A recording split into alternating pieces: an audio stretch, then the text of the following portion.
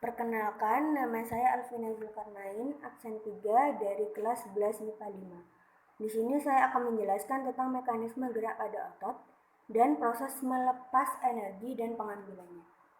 Yang pertama yaitu mekanisme gerak pada otot. Nah, ini adalah posisi aktin dan miosin sebelum proses kontraksi dimulai. Miosin beristirahat dan menempel di aktin. Untuk memulai proses kontraksi, hal pertama yang terjadi adalah datangnya ATP, yaitu sumber energi. Dan dia akan menempel pada kepala miosin. Nah, menempelnya ATP ini akan menyebabkan kepala miosin lepas dari aktin. Nah, cara kerja ATP sebagai energi yaitu ATP adalah struktur yang tersusun atas satu buah adenosin dan 3 buah fosfat. Di antara 3 buah fosfat ini terdapat energi ikatan yang sangat kuat. Nah, lepasnya satu buah ikatan dari ATP ini akan menyebabkan energi tinggi dari sebuah ikatan. Nah, lalu ATP ini akan berubah menjadi ADP.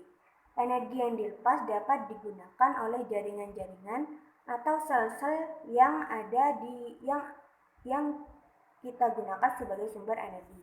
Nah, yang kedua ini adalah miosin adalah sebuah ATPase, yaitu enzim yang dapat mengubah ATP menjadi pecahan-pecahan. Nah, pada tahap ini miosin sebagai ATPase akan memecah ATP menjadi ADP plus fosfat plus energi. Nah, energi yang dilepas dari ikatan fosfat seakan diubah menjadi energi di kepala miosin ini. Nah, lalu kepala miosin masuk ke fase tinggi energi sehingga miosin penuh dengan energi.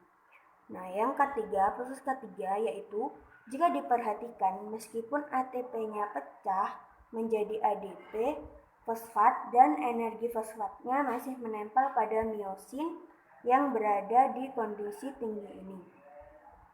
Di tahap ini, fosfat lepas dari kepala miosin dan ternyata ini yang menyebabkan lepasnya energi yang terkurung di kepala miosin. Lepasnya energi ini akan membuat miosin mendorong aktin. Nah, dorongan ini menyebabkan aktin bergerak ke tengah. Nah, dorongan ini karena aktin berikatan dengan garis pinggir aktin yang bergerak ke tengah sekaligus menarik dinding-dinding sarkomer agar satu sarkomer akan menghimpit dan berkontraksi. Nah, di tahap keempat ini, kepala miosin kembali ke posisi awal seperti tahap 1.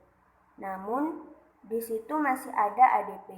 ADP akan dilepas sehingga kondisi miosin kembali lagi 100% menjadi semula, yaitu menjadi seperti tahap pertama. Yang kedua yaitu proses melepas dan mengambil energi. Nah, kreatin fosfat ini terurai menjadi ADP. Apa itu ADP? Nah, ADP ini yaitu adenosin difosfat. Nah, akan terurai menjadi kreatin dan kreatin akan terurai menjadi ATP. Nah, ATP ini akan terurai menjadi ADP plus energi. Nah, sedangkan ADP ini akan terurai menjadi AMP plus energi. Nah, pemecahan ATP dan kreatin fosfat tersebut berfungsi untuk menghasilkan energi pada saat kontraksi otot. Dalam proses ini tidak memerlukan oksigen sehingga disebut fase anaerob. Sekian dari saya. Terima kasih. Wassalamualaikum warahmatullahi wabarakatuh.